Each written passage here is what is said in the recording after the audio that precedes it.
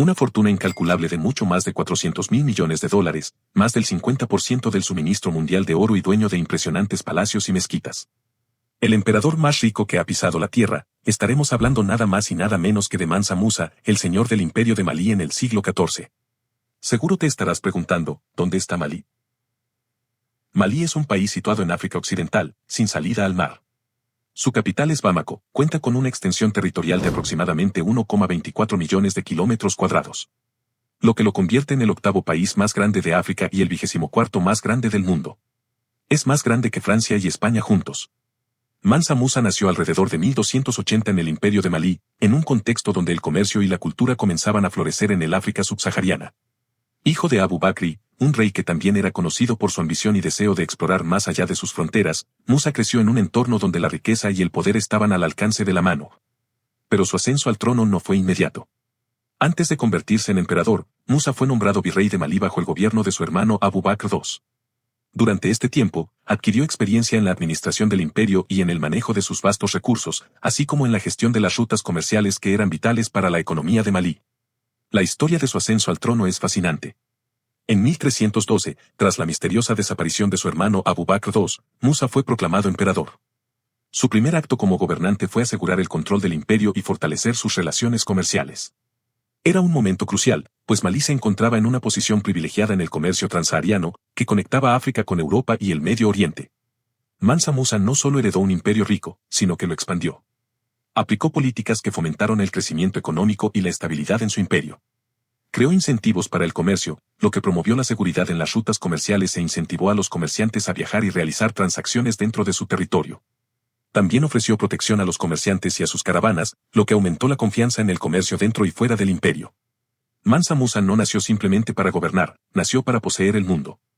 Desde su ascenso al trono en 1312, el destino le otorgó el control de un imperio que latía con oro puro, un vasto reino que extendía su dominio sobre las minas más ricas de África Occidental. Mientras los reyes europeos mendigaban préstamos y luchaban en guerras miserables por territorios infértiles, Musa se bañaba en un océano de riqueza inimaginable. No era solo un monarca, era la encarnación del poder absoluto, un titán cuya fortuna, incluso ajustada a los estándares modernos, eclipsa a cualquier magnate de la historia. Pero el oro no era suficiente. Mansa Musa no solo lo acumuló, sino que lo usó como un arma, un símbolo de su supremacía. En su legendario peregrinaje a la Meca en 1324, convirtió cada paso en un espectáculo de grandeza.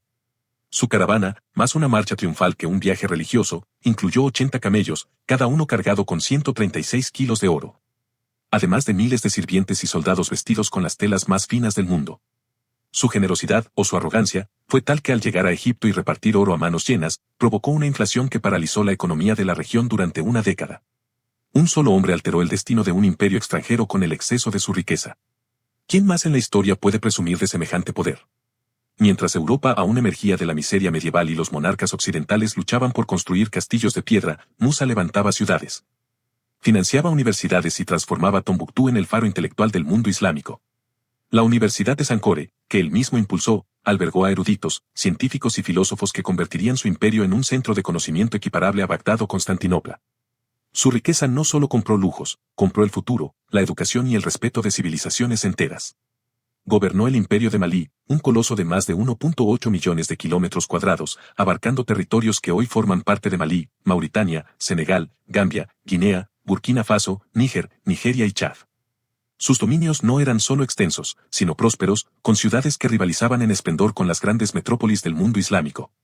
Eran centros de comercio, cultura y aprendizaje, donde las caravanas llegaban cargadas de oro, marfil, sal y esclavos, extendiendo la influencia de Malí desde el Sáhara hasta las costas del Atlántico. Pero lo que realmente cimentó su grandeza fue su dominio absoluto sobre el oro. Malí poseía más del 50% del suministro mundial de oro en una época en la que este metal era la base del comercio global. Mansa Musa no era un magnate como Rockefeller, cuya fortuna se construyó sobre el petróleo con la necesidad de negociar con gobiernos y empresas. Mansa Musa era el gobierno, era el mercado, era la fuente de la riqueza misma. Mientras Rockefeller, con su imperio petrolero, acumuló una fortuna ajustada a la inflación de unos 400.000 millones de dólares. Mansa Musa no tenía límites en su riqueza porque él mismo controlaba la producción y distribución del recurso más valioso de su era.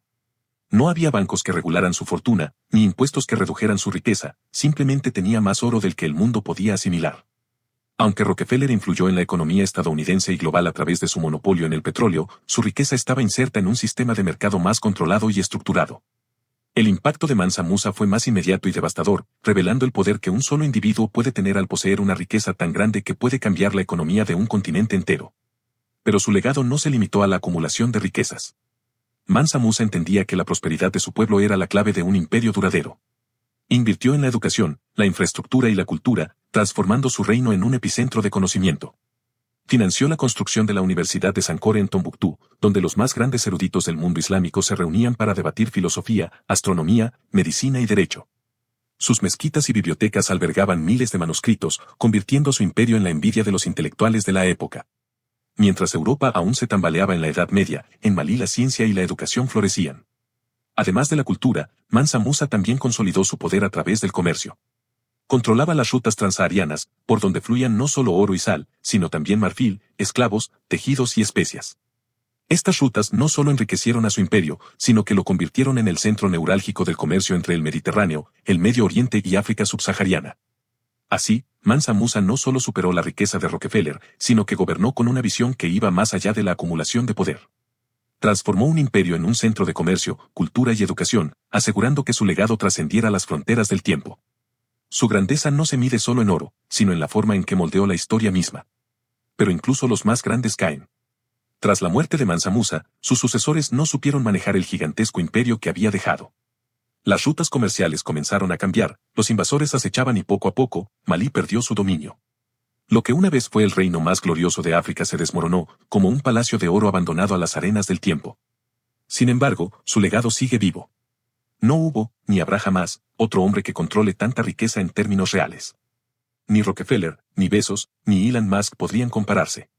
Mansa Musa no solo fue el hombre más rico de la historia, fue un dios entre los mortales, un emperador que moldeó la economía del mundo con el brillo de su oro. Y hasta aquí el video de hoy. Espero que si te ha gustado te suscribas para que no te pierdas el próximo video.